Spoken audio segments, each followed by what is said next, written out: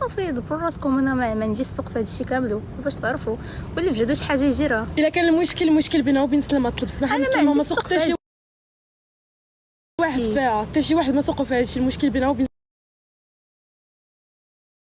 سلمى، وسلمى كانت مشات عندها البنت وقالت لها سمحي لي، دونك صافي هذا الموضوع خصو يتسد. باش بقاو شكون صاحبي بقيتي تبعت له شي فيديو كتحشي في الهضره قبل كاع ما حنا شي حاجه وكتزبي ماما في لي كومونتير بالكاش عندك بالسلامه. اش كاين؟ اش باش توصلي مي بعدا وانا ونجاوبك انا بفيديو ما فيه حتى شي حاجه اللي انت ردتيها بحال هكا كبرتي الموضوع بزاف.